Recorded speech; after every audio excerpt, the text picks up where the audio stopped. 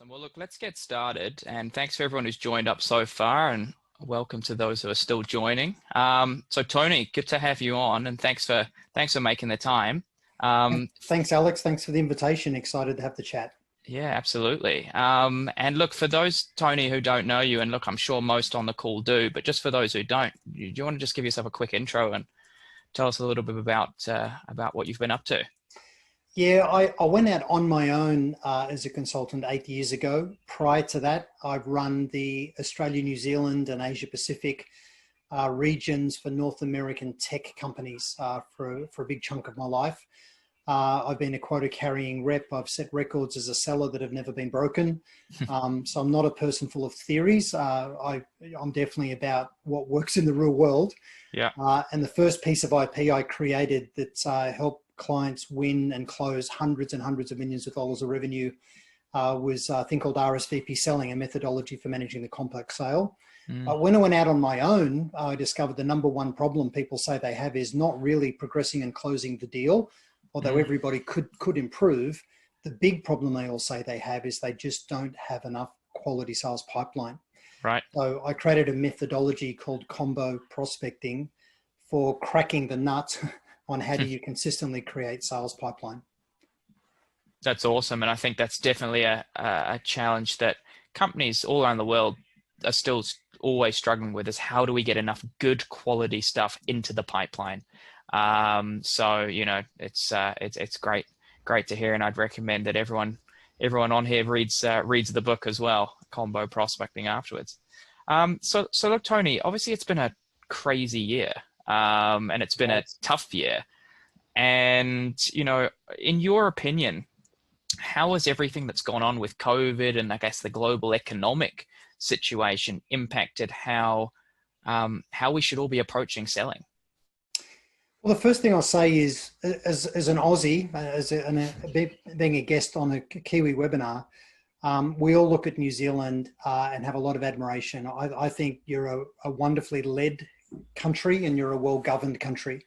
So you've obviously managed COVID really well, and we're just full of admiration for that.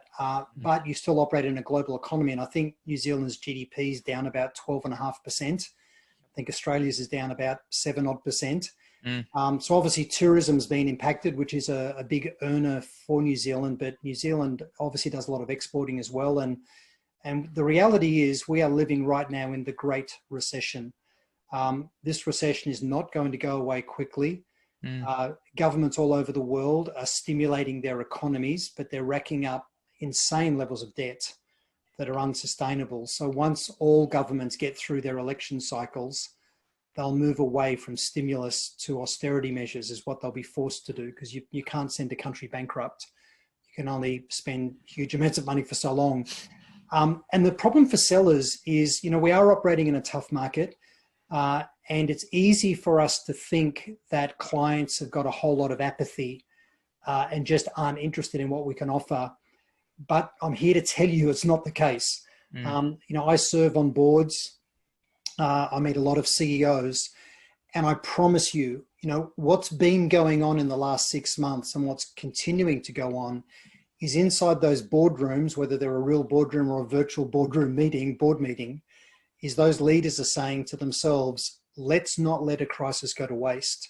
This is a once in a career, once in a lifetime opportunity for us as a leadership team to drive change we'd previously only dreamed about, because we now have social license. Our customers, our shareholders, the unions, the banks, our staff, they all understand that we need to make pretty radical changes to our go-to-market model, that we need to strip cost out. So, you know, they're able to lay people off, you know, without a whole lot of fuss, whereas previously they weren't. I know this sounds brutal.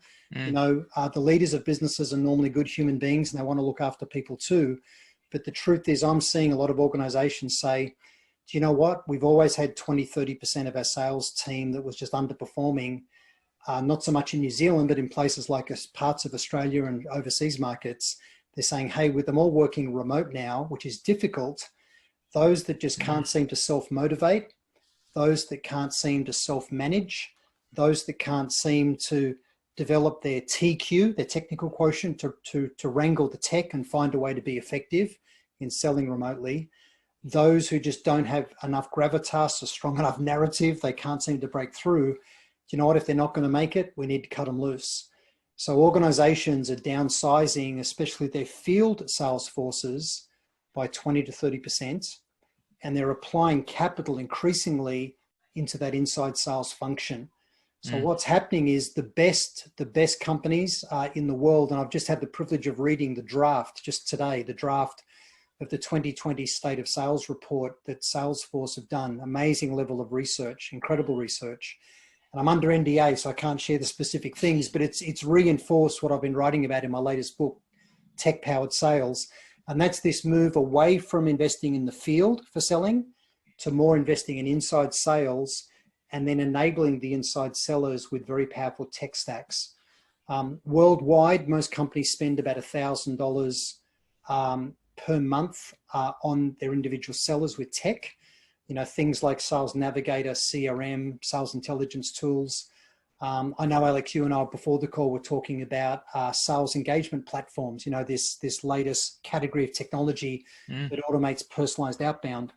But that figure is going to rise from about $1,000 per seller per month to $2,000 and then up to $5,000 as we get. I know this sounds off the wall, but it's all coming as we get digital virtual sales assistants that work with sellers.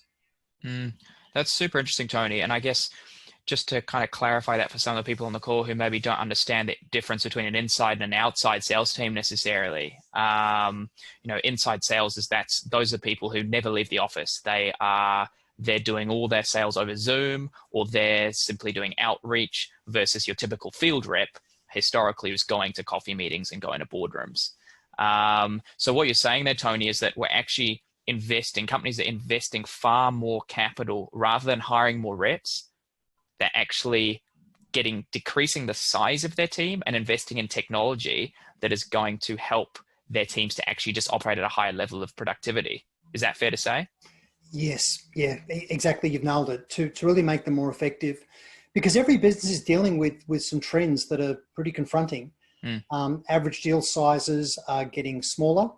Everyone's high value whiz bang solution that they think is strongly differentiated over time drifts toward being a commodity in the marketplace. Sales cycle times are not shortening. And buyers increasingly feel that they're in the driver's seat, that they're empowered. And even if you think about what's gone in COVID, again, not so much in New Zealand because, you know, you don't have COVID as a medical issue closing down society, but in many other markets, what the buyers are saying is, do you know what? This COVID thing's pretty good. We can now fend off the sellers, you know, the professional visitors and coffee drinkers that endlessly want to come and take our time and meet with us and build relationships that just provide no value. So what's happening is the sellers have to work a lot harder to be able to earn that on-site. And the reality is the failure rates, especially in business to business selling, are unacceptably high and trending worse. Right. I see in B2B selling, now it depends on the type of selling, but the more you're selling very expensive solutions with long sales cycles, anywhere from 5 months to 18 months long. In those environments, it's not uncommon to see 70 to 90% of sellers missing their number. If it's more transactional selling, you'll have a lower failure rate, but typically you'll still have about a third of the company not hitting their number.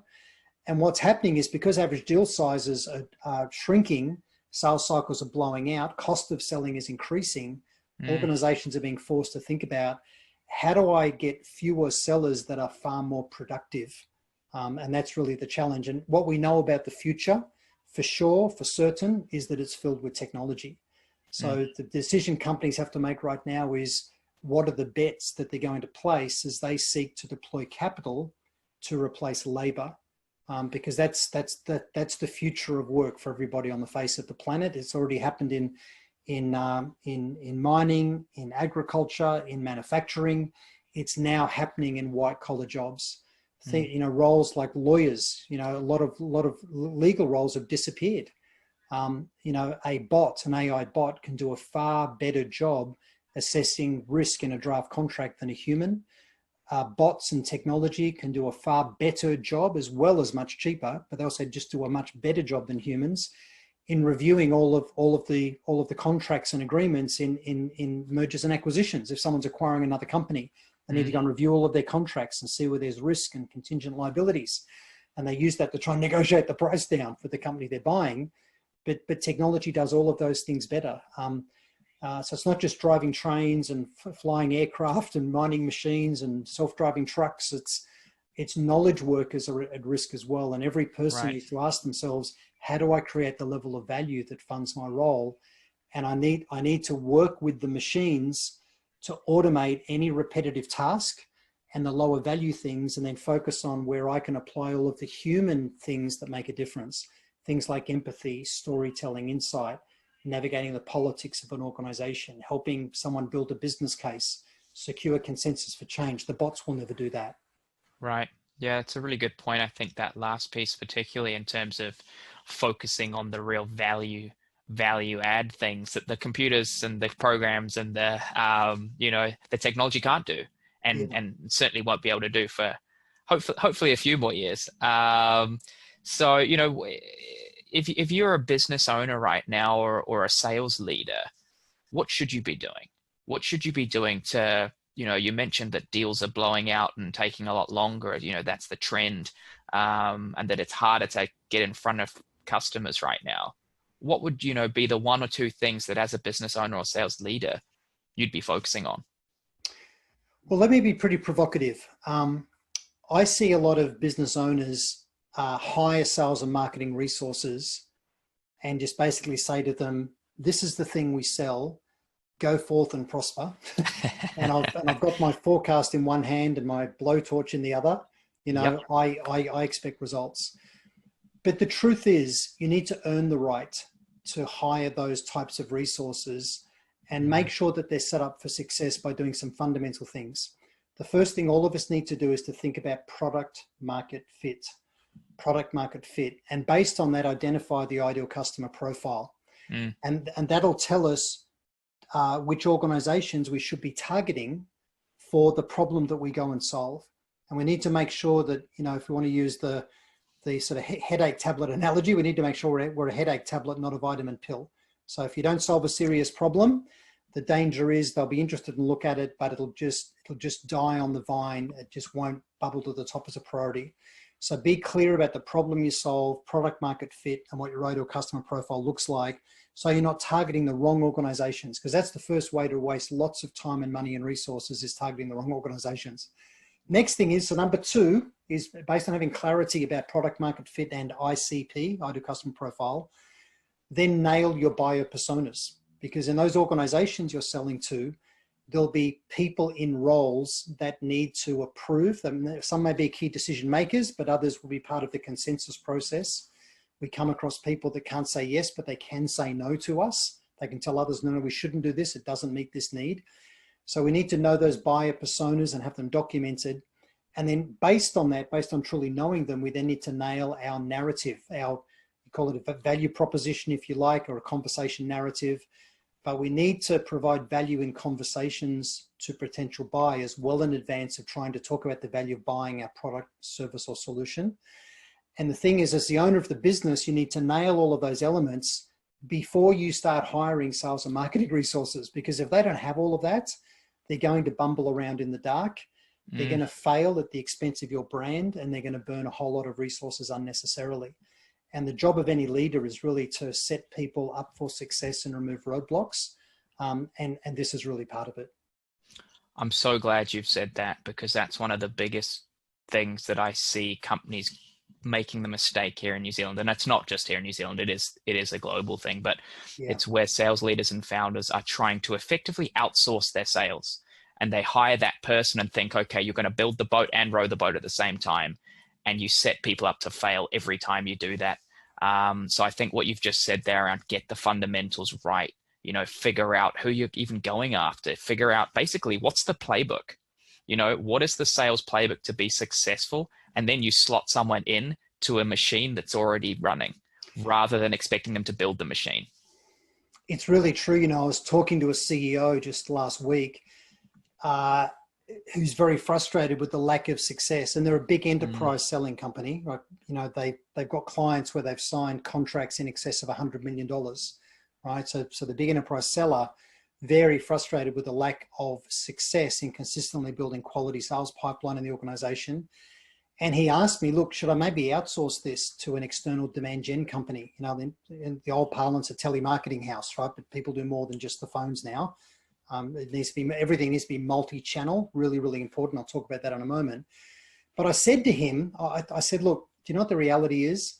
If you have a nailed product market fit, ICP, buyer personas, narrative, messaging, cadence and sequences that you want to build, if you haven't nailed all of your case studies, you know, that evidence, the fact that you can do all of this, if you haven't nailed all of that, you haven't earned the right to give this to someone as an outsource. You can't take a dysfunctional mess and give it to someone external and hope that they can fix it. All they're going to do is cost you a whole lot more money for worse results. Yeah, that's right. And any results they give you are going to be very expensive results. Your cost per acquisition is going to be so high on them. You know, get the groundwork done and get the groundwork in place first. And then any marketing or sales resource that you throw at the problem, suddenly your conversion goes up and your cost of acquisition goes down because you've actually done a lot of that work first. So yeah, it can't be overstated, and it's still one of the biggest problems I see. Even companies that are doing millions and millions in revenue, they haven't figured this out, and that's why sales reps churn so much. There's so much churn in that role, particularly in the kind of small to medium end of the market, where tenure is so low, because there's very few people in the world who can build a sales organization whilst selling at the same time. It's a very big ask. You know, you're really talking about 1 in a million, 1 in 100 million kind of person there. And there's certainly not enough of them to go around. That's true. So Tony, you mentioned their multi-channel outreach there. To talk a little bit about that. I think that's a really important area. Yeah, and I'll give you the short version of this. You can see Combo Prospecting over my shoulder, but if you want to know more, get hold of Combo Prospecting as a book. But the principle is really simple. We live in an age today where potential buyers are deadened to all of the bombardment that they get from sales and marketers. If I shared my screen now and showed you my inbox, you'd be horrified. I've got over 19,800 unread messages in my inbox. In LinkedIn, as bizarre as this sounds, I've become the most read person in the world in the LinkedIn platform on the topic of B2B selling. I've got 340,000 followers. But if I go to my in-mail inbox in LinkedIn, like I'm drowning in contact in there as well. So I'm kind of like the people that you as a seller are trying to get to. Yep. And the truth is, if you want to break through, you need to pattern interrupt my tendency to ignore anybody I don't know or anybody I think is trying to sell to me. So the whole principle of Combo is get back on the phone. We need to get back on the phone again, get back to an age of innocence of being on the phone. And I know we all treat the phone like it's covered in spiders because we fear rejection and we worry about botching the conversation and all of the pressure. But the truth is, if you nail your ICP and buyer personas in your narrative, all you do is add to that some pragmatic personalization, because personalization is very important in all outreach. And you'll be able to nail all those conversations. You can do 20 to 30 outbound combos in an hour. You phone. If you get voicemail, you leave a voicemail message and just says, hey, Alex, it's Tony Hughes from Sales IQ. Hey, looking to get 15 minutes in your calendar, I'll shoot you an email. That's it. I don't try and explain my value proposition or anything like that. And then what I do is I immediately send an email. And what happens for you, Alex, is your phone rings and you go, don't know who this person is. They're not in my phone book. I'm going to dump the call or let it ring out. Then you put your phone back in your pocket or on the desk. Then the phone goes bing. And you go, oh, what's that? Oh, they left a voicemail. I wonder who that was, right? We all go listen to the voicemail. I'll get that message. Then they'll put their phone back down and their phone goes bing. Oh, there's an email in my inbox from Tony. 95% of the time they'll read the email. But if you just send an email on its own, 95% chance it'll just get ignored. I'd say 98, 99% chance it'll just get ignored, the more senior the person. So you're pattern interrupting the way that people tend to ignore. and but the most basic combo is a triple: phone, voicemail, email. If you want to do a quad, you'd add a text message. You want to do a pent, you know, you'd add a WhatsApp message or a LinkedIn email. You'd handwrite a fax and have their dinosaur fax machines spring to life in their office and spit out a piece of paper. You'd handwrite something and get it FedExed, you know, to the person. So the idea is multi-channel outreach, but you must nail your narrative so you don't come across as an annoying spammer. Yeah, that's, I think, really important. And in terms of getting that personalization piece right, how personal do you need to go? Do you need, you know, are we talking about, you know, so for example, what I use quite a lot is persona-based personalization, where it will read reasonably personal to a specific type of person. And that seems to work pretty well. Or are you a proponent of even more personalization than that? So the key to breaking through to someone in the C-suite, a senior executive person you're trying to sell to, who is currently a stranger. So the key is pattern interrupt with combo, but when it comes down to the message, few key points. First thing is it needs to be super brief. Yep. Right? Brevity is not just the soul of wit, it's the soul of breaking through in sales, right? So you must be brief. When you send the email, just 2 or 3 sentences max, not 2 or 3 paragraphs. The header needs to be 1 or 2 words, right? So the first thing is be hyper brief and talk the language of leaders. Talk about their opportunity to improve results in their role, not about our award-winning amazing solution that we'd like to talk to them about, right? So it's about their opportunity. They are the hero of the story, not us. Be hyper brief, language of leaders. The next thing that is really, really critical with all of these people, with leaders, is that you're persistent, that they respect someone that's persistent, right? So be brief, be on point, but be persistent. You want to send the message, give me a valid no, or give me engagement, some form of engagement, but don't ignore me because I'm not going away. Yeah. And then the third thing with all of this is that personalization is key. And so many people, I would say 95% of sellers and marketers that use personalization completely botch it, right? Okay. So they'll grab inappropriate personalization or disingenuous personalization. So you can have some personalization around their industry or their role, you know, things that are generally true of that industry or role. Hey, I know your industry is going through this thing at the moment, or I know, hey, as the head of sales, you've probably got the majority of your reps not hitting target right now. I know as the head of sales, you're probably in a lot of stress with getting a forecast to your boss that he or she actually believes. So there's common things, you know, about a role you can talk to, but hyper personalization is really key. So if someone contacted me, you know, and said, hey, Tony, Alex suggested I give you a call, and I'd read that article you published a while ago about you nearly dropping dead with your heart issue. Hey, I've actually got some ideas on how I think you can make your new book, Tech-Powered Sales, a New York Times bestseller on the day it's published, and also in a way where you can monetize the IP in the book without all of the time and travel for money. When can we find 15 minutes? Like, I promise you've got your meeting, right? So there's a trusted relationship you started with Alex. I think Alex is not going to burn his relationship with me by recommending some numpty call me up that I will regard as a waste of time, right? So you started with trust with a referral. You've referenced an article I wrote about me nearly dropping dead with a heart issue I had 18 months ago. You've shown your research that I published this new book, and then you're talking about what I care about. I want to make that a #1 bestseller when it comes out.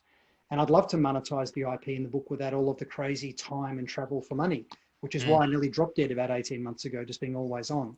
So that's an example of personalization, but you need to get your baseline narrative nailed and then just add a bit of personalization. Trying to automate that is the holy grail of sales, I think, in the next 10 years. You know, companies are trying to, and there's a new category of sales tech called SEP, Sales Engagement Platform.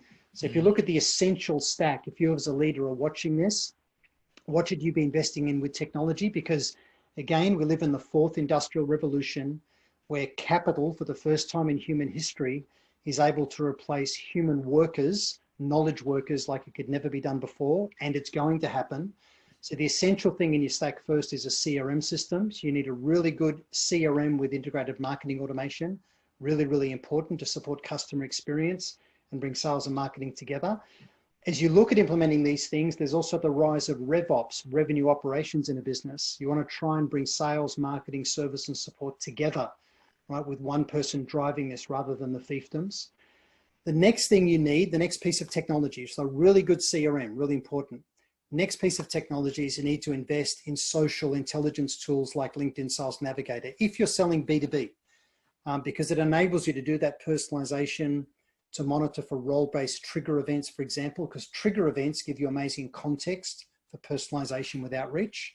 Referrals and trigger events are gold for anybody in selling, and most people, most organizations are completely asleep at the wheel with referrals and triggers for driving pipeline. It is insane. It is wasting money unnecessarily on AdWords. The third thing that's really critical increasingly now is a sales engagement platform, you know, this thing called SEP. So a sales enablement platform enables you to build all of your cadences and sequences. It's really, really powerful. And then you'd add to that data enrichment tools, you know, that give you email addresses, phone numbers.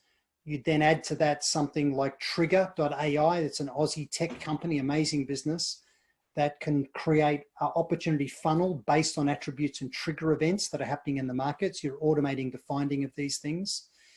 And then depending on your business, the next thing in the essential stack would be dialers. So parallel assisted dialers that hand off to a human, or things like Ring DNA or air call. And that's probably the essential things in the stack. And then with what's gone on with COVID, what I'd add to that is things like Zoom. So, because a lot of selling now is done digitally. So they're probably all of the things I'd suggest people think about is they're building that essential tech stack. And you can see why that money adds up, you know, to thousands of dollars per month per person. And it's why you can't afford to have non-performers, right? If you're going to enable them to this degree.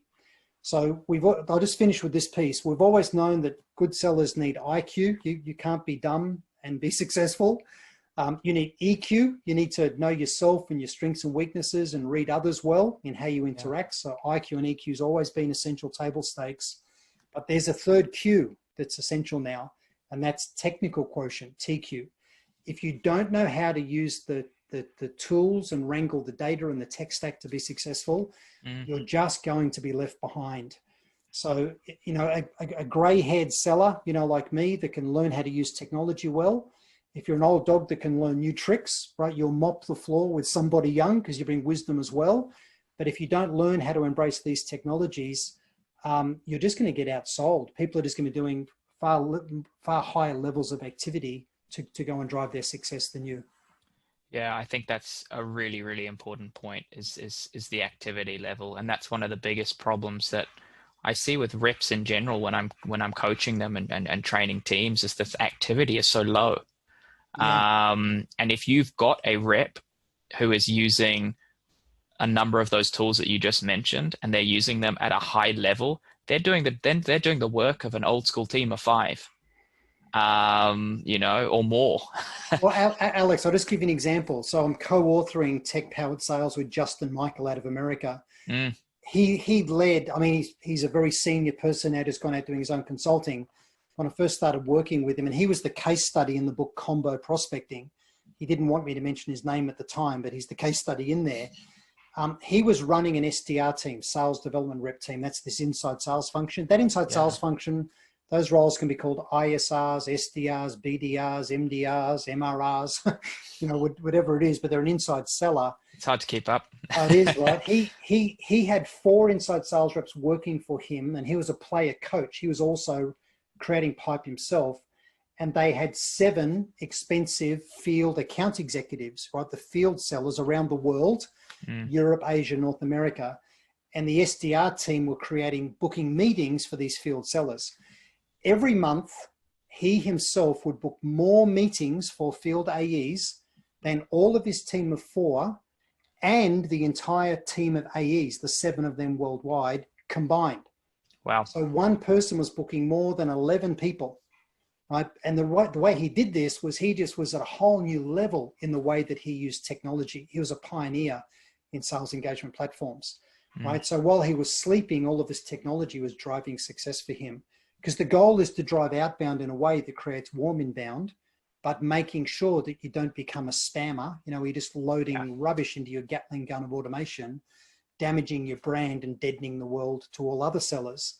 Right? So it needs to be done in a very nuanced way. But if you can find a way to lift your productivity to superhuman levels, and again, that's what this new book that's coming out June next year is all about. How do you become a superhuman seller? By, you know, using the best of technology and leveraging the best of being human. Yeah, it's fascinating, Tony, and I appreciate you sharing that with everyone on the call. Look, I think at this point it might be good if we give people the opportunity to ask some questions. And I'm just seeing, I think there's one coming through here. Oh, Ryan's just saying that's a lot of dings. Call, voicemail, email, then text. But yeah, look, if anyone has any questions, pop them in the chat and we will do our best to answer. And Ryan, if I can just say to you, buddy, I agree it's a lot of dings, but you got to wake up your prospect, right? You don't want to do it in a way where you look like an annoying spammer, but you've got to pattern interrupt the way that they ignore. The enemy is apathy. And in the book Combo Prospecting, it's got a lot of boxing metaphors in it. It's all a bit violent, right? The thing is, you're not trying to assault your prospect, but you are trying to knock out their apathy. You know, our job is to break through. It's always been true that selling is all about making a positive difference in the life of the customer, both personally and professionally.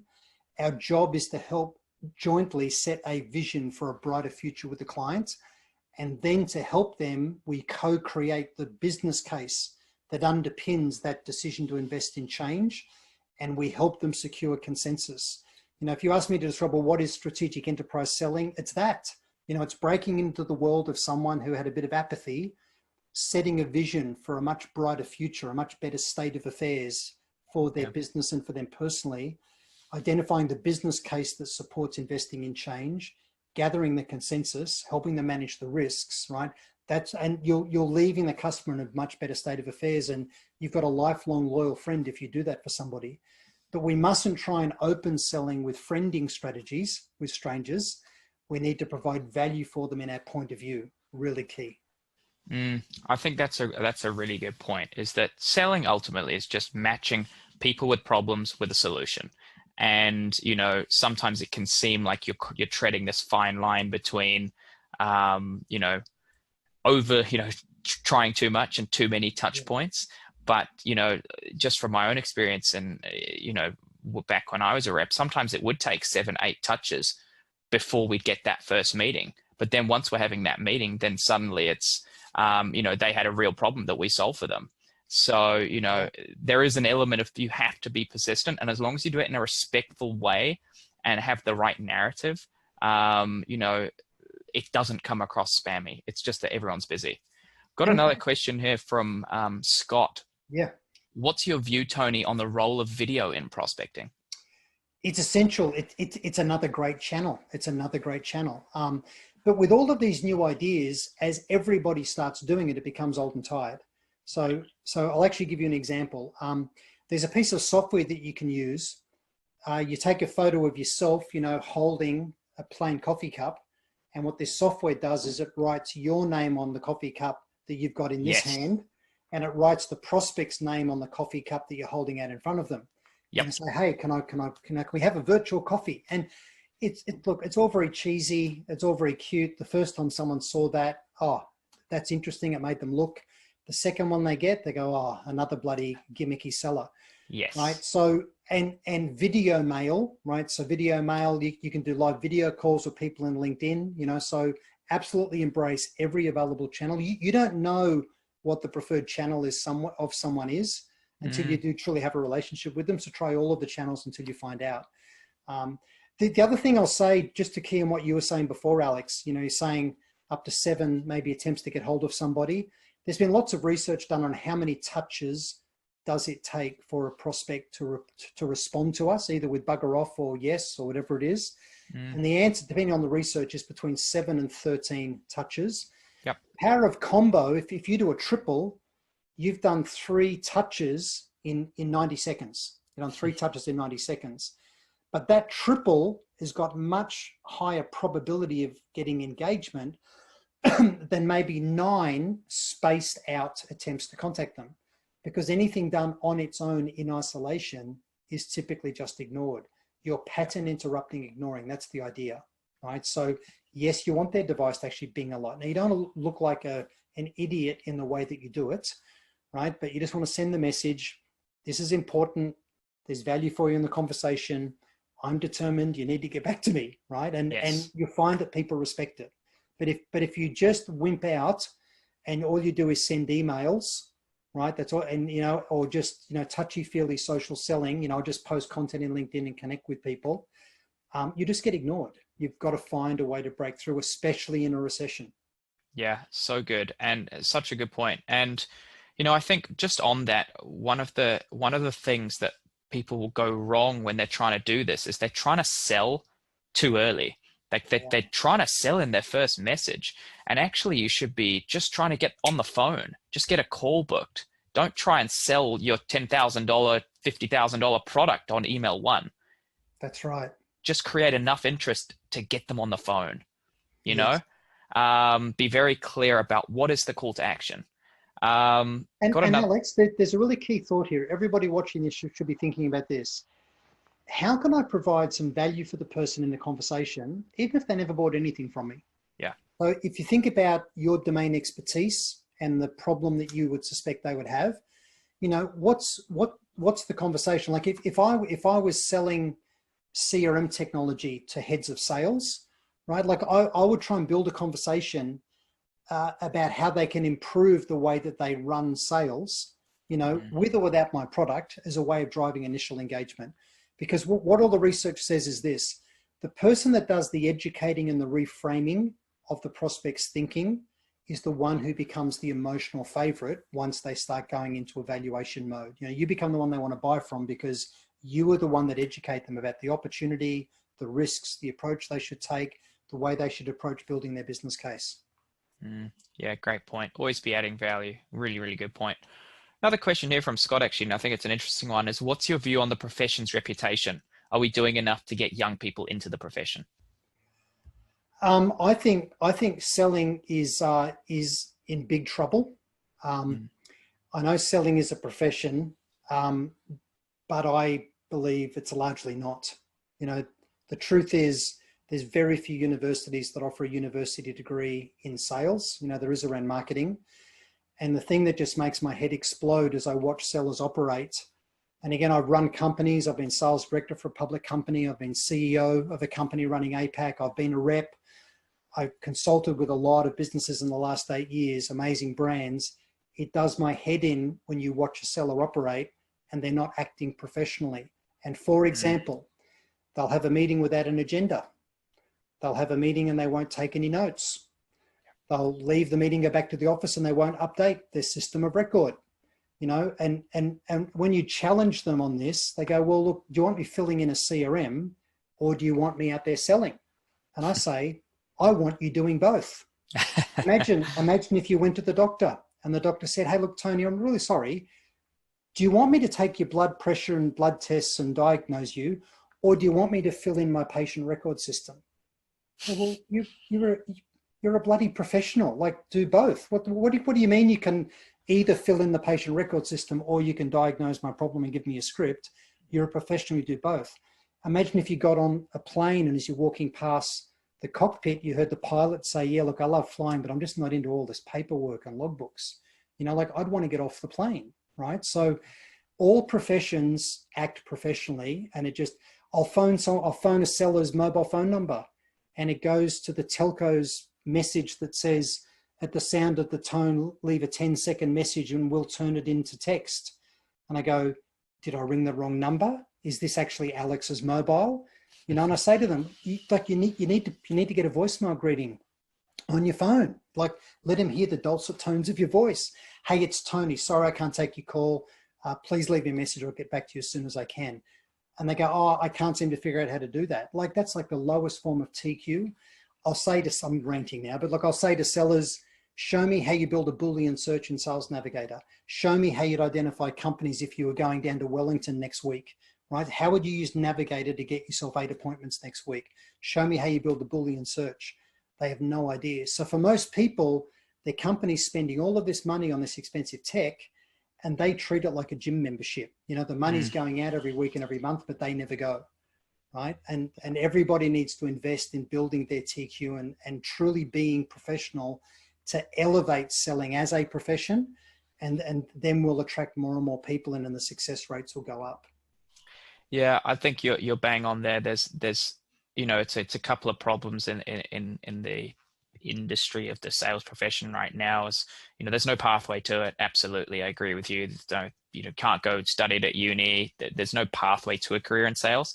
And I think, you know, and I've coached hundreds of reps, and you've probably coached many more than that, Tony. And, you know, it still astounds me at the level of the lack of the basics being done. And the lack of professionalism in the profession. And I think the only way in the very short term, the best way, you know, we can elevate that is through getting sales leaders to start bringing more professionalism into how they run their teams. I think that's a really good step.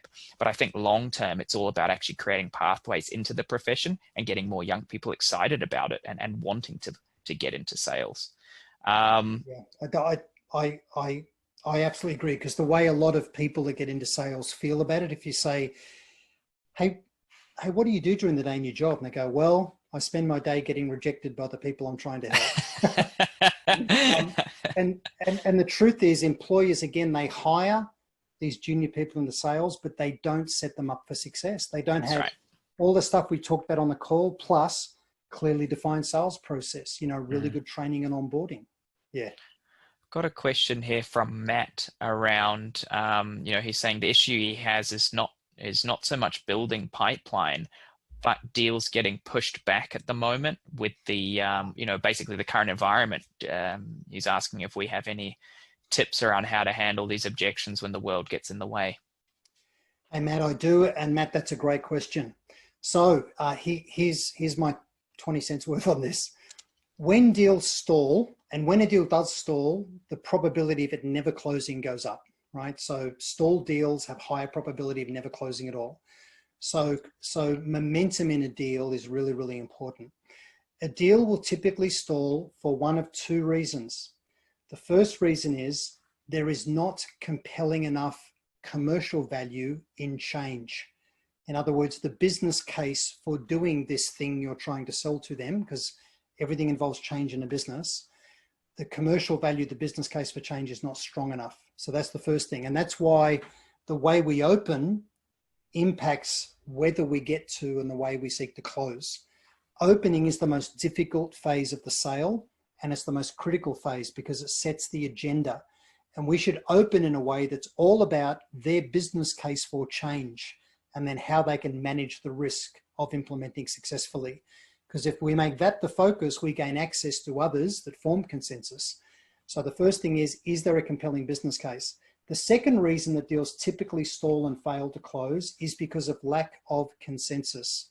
Even if you've got a driver in the business that wants something, the money and the resources to do the thing they want with you is competing for other things, for other resources inside the organization. So, you know, the head of marketing might want your widget, but the head of sales, the head of engineering, the CFO is wanting to cost cut. They're considering maybe moving offices, spending the money on renovating something else, launching a new product, starting a partner program. There's lots of things competing inside a business, even though they don't look like competition, but they're competing for money on the table and resources on the table. So make sure there's a compelling business case, and make sure that they gather consensus with you within the organization for the change. Because even head kicker type A personality leaders today are smart enough to know I can't just drive things through because I get passive aggressive resistance. I need to take people on the journey. I need people to want this and be on board. Otherwise it's not going to happen successfully. So consensus is the other big thing. Yeah, good points. I'd add to that then, and it's probably, Matt, not what you want to hear, but one of the biggest reasons deals stall is they're not qualified up front enough. You actually don't know enough about your customer, and you don't understand the landscape well enough, which is why it's stalling later on, is you actually didn't do the qualification up front. Now, you know, that's all well and good to know, but now what do you do? Well, if I was you, now I'd probably want to be requalifying this a little bit. I'd want to be getting in there and saying, hey, look, is this is this still a priority? And try and almost go back and requalify it. And start building some momentum that way again, because Tony's bang on. It's all about momentum. And that's why I always say when I'm coaching people is don't leave a meeting without having another meeting booked. Keep momentum going throughout the deal. Always be closing, always be pushing it to the next part of the deal. Don't, Alex, can I jump in? Yeah, no, jump in. I'm losing my train anyway. That's all right. Mate, I love everything you just said, and we agree completely. I just add to all of this, think about qualifying the impact of change as opposed to qualifying the prospect's ability to make a decision. Yeah. No prospect likes being qualified by a seller or being given the Spanish Inquisition, with questions. So qualify the impact of change. And there's some really good questions. Whenever you get a lead, and even if you're driving the initial conversation, try and get to this as soon as you can. But ask the prospect, hey, what's happened inside the organization that's caused you to want to look at this right now, or that caused you to agree to meet with me, right? So what's happened inside the organization that's caused you to look at this? And then the next question number 2, is if the business was to invest in this area, what better results, what improved results would they expect? Right? So for the overall business and for you and your role. And then your third question is, where do you see the risks? Where do you see the risk in getting this done successfully? Whether you did this with us or another supplier, what's happened that started you down this path? What improved results are you expecting? Where do you see the risks? And what that does is it takes it away from you qualifying them as a seller. It gets you on their side of the table working with them to co-create the business case and manage the risks, get everyone on board and manage the risks. Because if you open that way, you really don't get stalled deals unless it's pretty rare event that's happened. They just got acquired or something horrendous has gone on. But Alex is bang on. If there's not a compelling reason for all of this, the danger is lots of interest, but then it just stalls. Yeah, and I'm glad you made the different differentiation there between sales qualification and I guess positioning yourself as a trusted advisor on their side of the table. That's so crucial. And I'm glad you made that distinction, because just how the types of questions you ask can very quickly either put you into the camp of I'm another sales guy trying to get your business, or I genuinely care and I'm here to help you.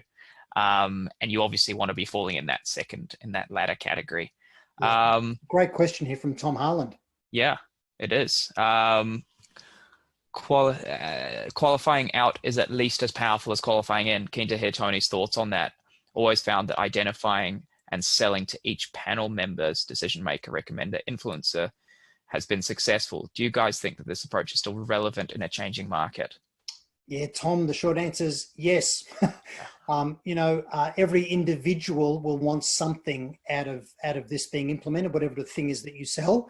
So every individual wants something out of it, as well as the organization. So knowing what they want, where they see their risks. There's always politics inside organizations. So addressing all of the individuals is really important. So I absolutely agree with you. And I love the notion of qualify out before you qualify in. And it really speaks to the law of non-hunger. So, rather than having sales breath, where we're really desperate to sort of make our sale, it just repulses people. In the book Combo Prospecting, I have a whole dating analogy in there, right? But the moment you're all about yourself, or you're all needy and desperate, all you do is repel people. So you don't want to be desperate. The thing I want to send is, hey, I'm just trying to understand whether we're the right fit for you, or whether this even makes sense as an area to invest in for your business. Do you mind if I ask? And then you don't say, do you have the authority to make the buying decision, right? Because that's just me as some numpty seller qualifying me, right? But it's those other nuanced questions. Yeah. And by the way, if you just want to find out who the signatory for a deal is, a much nicer way of asking, rather than do you have authority, is, hey, look what happens when you make a decision. Yeah. Do it softly. Be smart about it. Don't disrespect people. Yeah. But no, bang on, Tony. Love that. Well, look, there's one more question here we'll do, and then we'll wrap up. And I've got one here, and I saw it. Where is it? Around bringing it back to prospecting and outreach. Just a quick question, Tony. I'd love your thoughts on subject lines and how to get attention with subject lines. You touched on it, but if you could expand that a little bit more. Yes. So first thing is short. 1, 2, maybe 3 words in the header. Nothing that looks like sales spambulum. And personalized. The strongest personalization is the name of a common relationship, but you can't do this disingenuously, right? So if you were wanting to get to me as a seller and you looked in Navigator and you saw that Alex was a common connection, you'd contact Alex and say, hey, Alex, I'm wanting to get a meeting with Tony. What can you tell me about him? And Alex will go, yada, yada, yada, right? And you go, hey, Alex, do you mind if I just mention this conversation? And Alex says, sure, mate. Now, you can say, hey, wouldn't I get Alex to send me an email introduction? Look, I'm not against that, but the problem with that is you lose control. Alex is busy, he forgets, you've lost control of your process. Then I'll just contact me, say, and in the header, right, I would just have Alex chat. That's it, right? Something that, does Alex think I'm an idiot? Did Alex say something nice about me? Is Alex, coming over to Sydney? Like what actually is it? So if it's a close connection, just mention the name of the person. Now you must never have clickbait, right? So you wouldn't have something in the header that doesn't relate to the body. So you'd open up by saying, hi Tony, Alex thought it would make sense for us to have a chat. And it's actually okay to be cryptic. I might know 5 Alexes. It's okay for me to think, which bloody Alex? I know 5 Alexes, you've got engagement with me. So just communicate like a peer. You've probably found this in your own business. When you communicate with the super head boss, they have these cryptic short responses that, you got to try and read into what they're trying to say. Communicate like a peer. So brevity and personalization, that's really my tip for the header. And as bizarre as this sounds, and don't start doing it because the whole world will do it and then it won't work. But the #1 subject line or header for driving the opening of emails, open rates, is, and drum roll, blank, just nothing. So when people skim down all of their emails and there's something with no header, they'll wonder what that is and they open it. Now, I'm not saying do that because they go, oh, that's unprofessional, right? But yeah, so just personalized brief. Awesome, Tony. Hey, look, thanks so much. And thanks everyone for the questions. That's some really good questions there. Look, Tony, really appreciate your time today. It's been great to have a chat with you. And I think it's been very educational for me and everyone on the chat today. Is there anything you just kind of want to leave us with? No, just remember, we're all selling in a recession now. Don't misinterpret people not coming back to you as apathy. There is no apathy in boardrooms anymore. Everyone's thinking, how do we emerge through this stronger in comparison with competition? They're all looking to, use tech to drive cost out of their businesses if you sell tech, but make the excuses you get the reason to actually have the meeting with them and get on the front foot. Now is not the time to curl up into the fetal position and think, oh, it's inappropriate to chase people. The economy is really tough. In markets where COVID's been rampant, people have done that. It's a mistake, right? You need to help your customer prosper, because if you make a positive difference in the lives of the customer, personally, professionally, in their business, they need you, right? Help them be more successful, right? Be a true believer. Selling is also the transference of belief. So you need to really believe in the value that you offer and get on the front foot.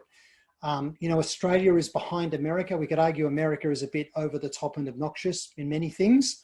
Australia's, behind America by years and how we amp up the way we operate. New Zealand's a whole nother level behind as well. That's one of the reasons I love New Zealand. I've had the holidays of my life in New Zealand. I just love the place and the people and the culture because it's still very human. But we need to up our game. It's coming anyway, and you need to embrace technology. It's coming anyway. If you don't embrace tech, you'll get replaced by it ultimately.